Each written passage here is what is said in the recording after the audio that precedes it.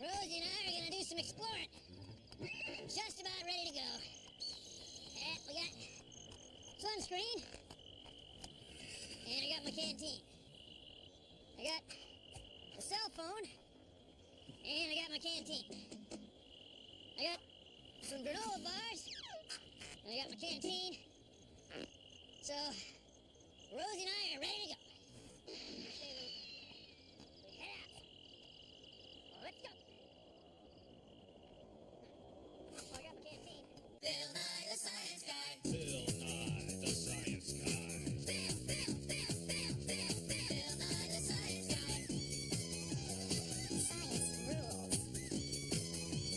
Bill Nye the Science Guy. Inertia is a property of matter. Bill Nye the Science Guy. Bill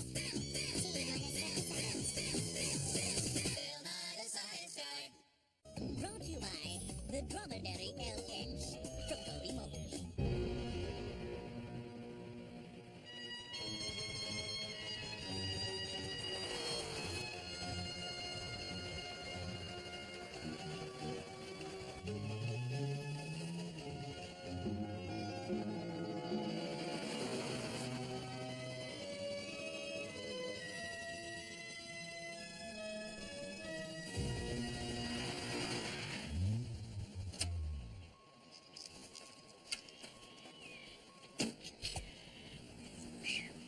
It's hot. It's a desert. Now, about 1 out of every 5 places, a fifth of the land on Earth is a desert. They receive very little rain or snowfall, so they're always dry. And the things that live here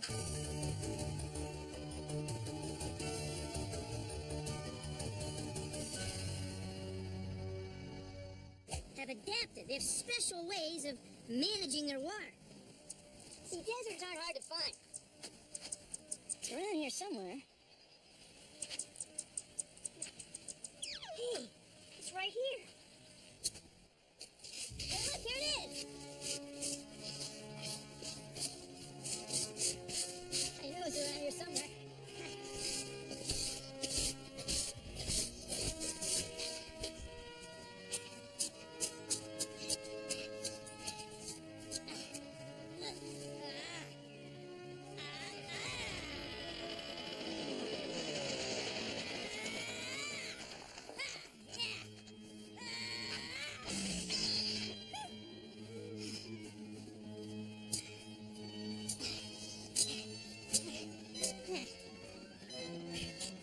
Thought it was right here.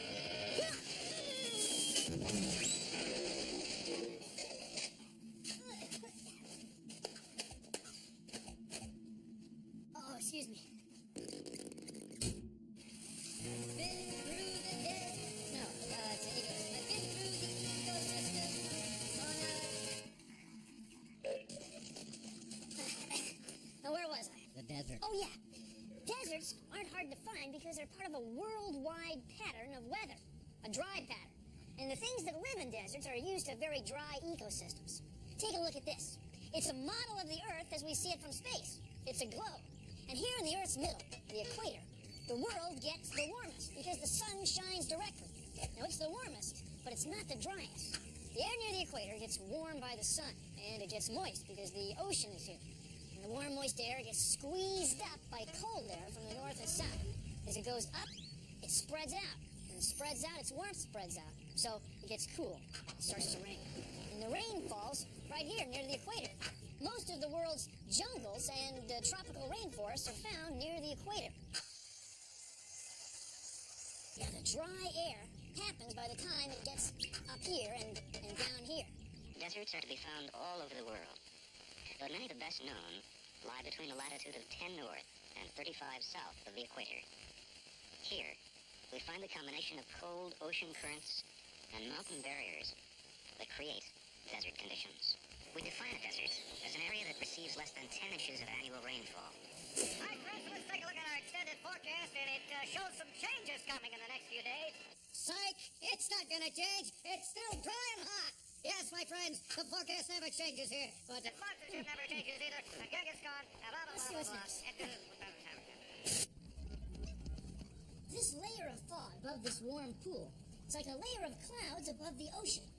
when the wind blows, the air moves up the mountains. And when it goes up, it spreads out. When it spreads out, it cools off. So it's up here that it rains and snows.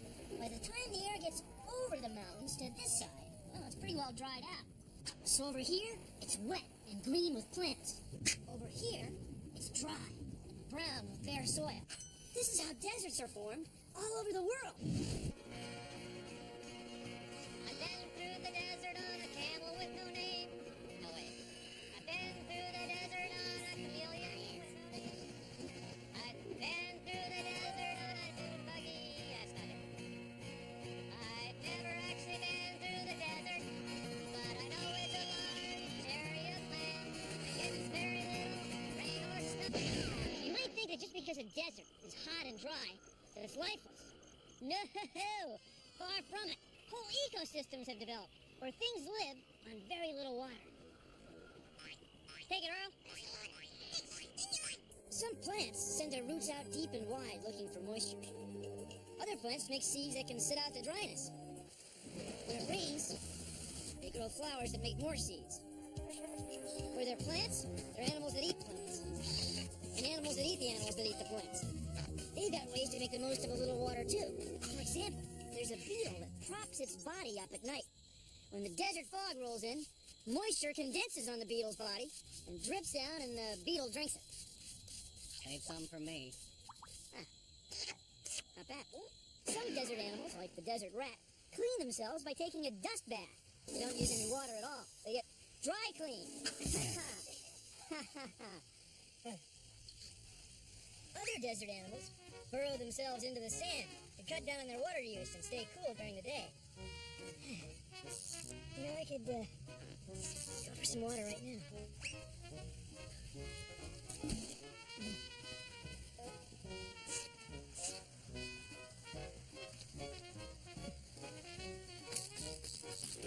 There you go. Don't drink that all at once, you'll fill your head up. You want a sandwich with that?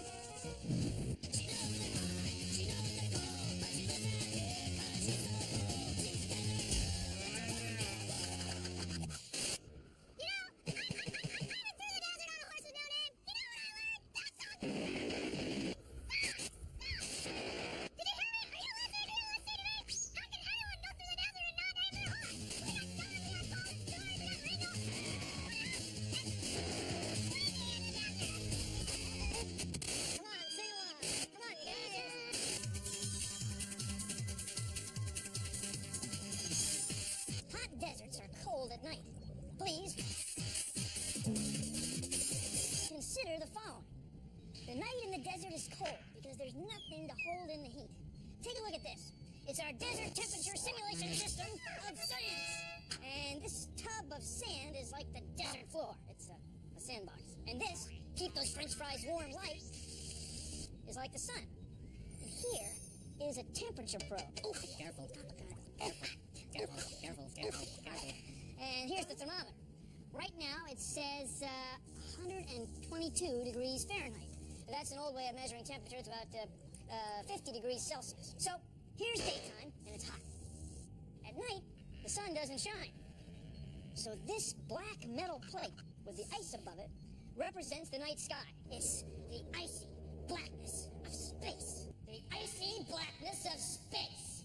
So down here, the heat that's in the sand in the desert floor is facing the night sky, the icy blackness of space.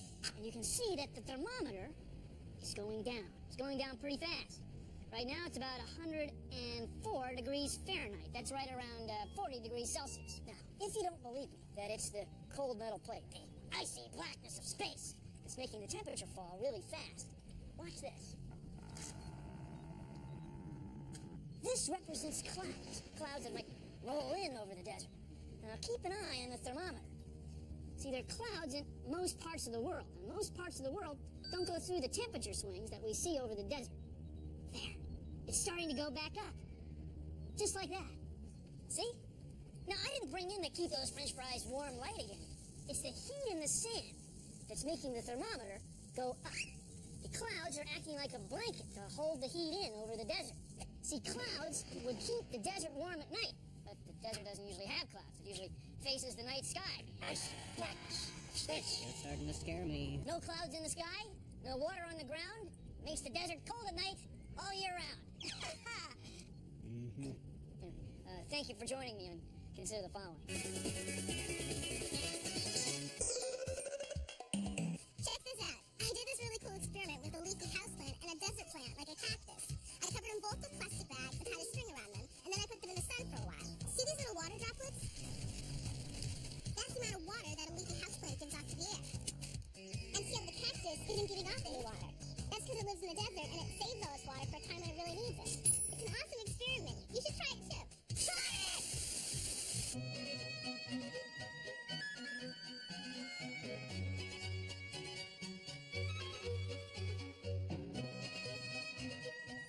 These are saguaro cactuses. Saguaro cacti. Saguaro cacti. Saguaro cacti. You probably recognize them, just like that. I mean, like that. It's because they look like cactuses. They're green and big. And right here, they're pretty far apart from each other. That's because they can't be as close together as you might think of trees in a forest because there isn't as much water. When you're a cactus, saguaro cacti. Water is what it's all about. See, the cactus has no leaves, even though it's a very large plant. This one weighs several tons and is a few hundred years old. See, leaves are too thin and spread out. Water would evaporate off them too quickly for life in the desert. So instead, cactuses are green all over. The whole plant is absorbing sunlight all day. And it's filled with water. It's a spongy tissue that's wet inside. Water is your focus. And because water is so precious in the desert, water is what it's all about. Cactuses don't want any animals coming along and poking holes in them to get the water out. So they have these famous spines, which make it very hard to reach in to get to the green part. There. You see the spines? Right there. You see them? My name is Wendy Hodson, and I'm a scientist that studies plants, and not just any old plants, but desert plants. Deserts are dry, don't have the water available to the plant.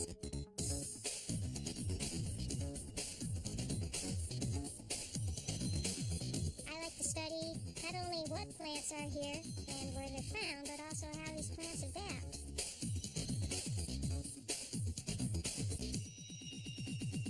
It's a hot job, but somebody's got to do it.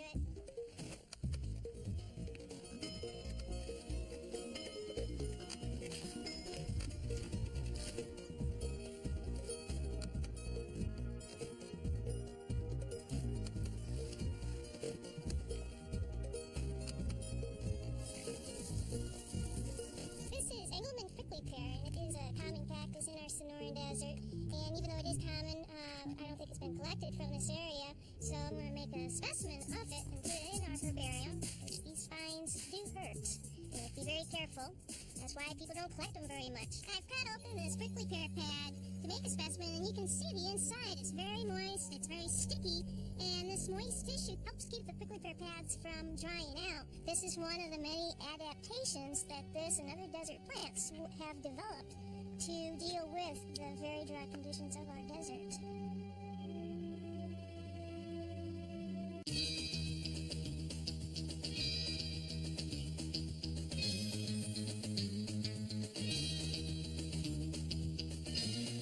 This is the sand dune, in the middle of the desert.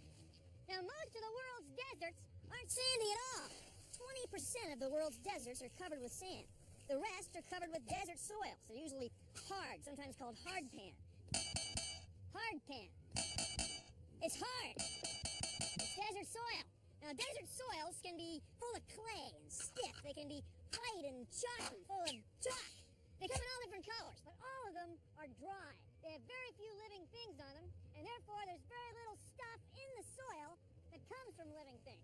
Desert soils do not have very much material in them from decaying plants and animals, dead living things. No, that's because there aren't many things living on top of the soil. That's because it doesn't rain very much. I mean, it's dry. It's a desert for crying out loud. This part of it's sandy, though. I'll tell you that. Whew. Arid winds dry the land and create swirling dust clouds. For thousands of years, the winds have removed what surface soil existed, leaving behind rock, gravel, and sand. Hey, Bob. You're sweating like a pig. I know. I've been thinking of getting my sweat glands removed. Hold on, Bob. Not so fast. Try my Desert Extra Extra Extra Dry. Desert extra, extra, extra dry? Desert Extra Extra Extra Dry fights wetness the same way nature creates deserts, by building up ridges that make moisture fall before it can reach your underarms. Will it keep me drier than a prairie dog's butt? Why do you think they named it Desert? Thanks, Bert. You bet, buddy.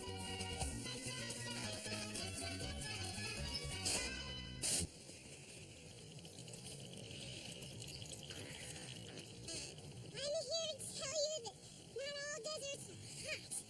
Some are cold. Icy cold. Freeze you to the bone cold. Shivery, frostbitten cold.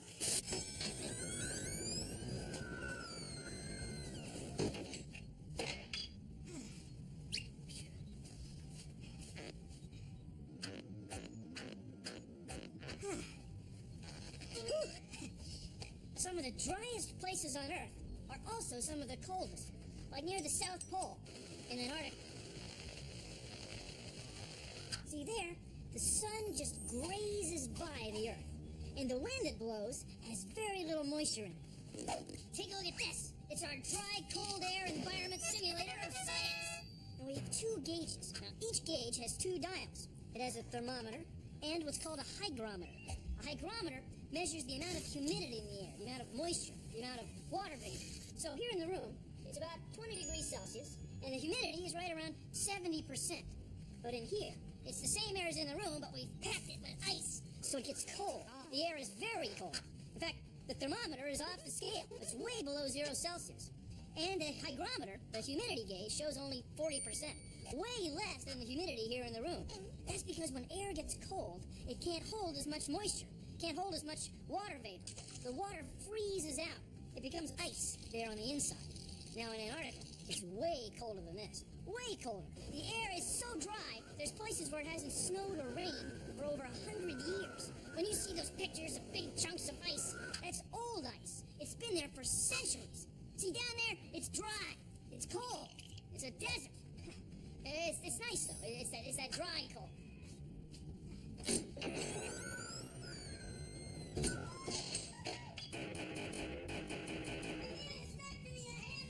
Mama.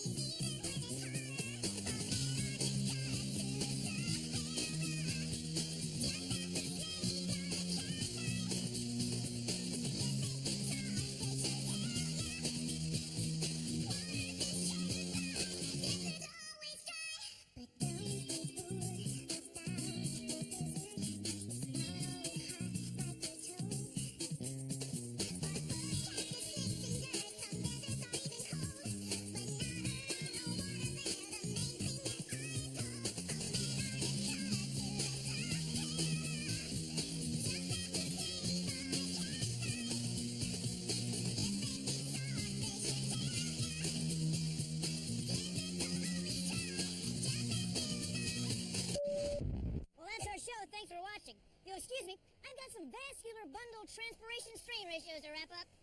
See ya! Produced in association with the National Science Foundation. Desert. Sandy. Far as the eye can see, doggone it.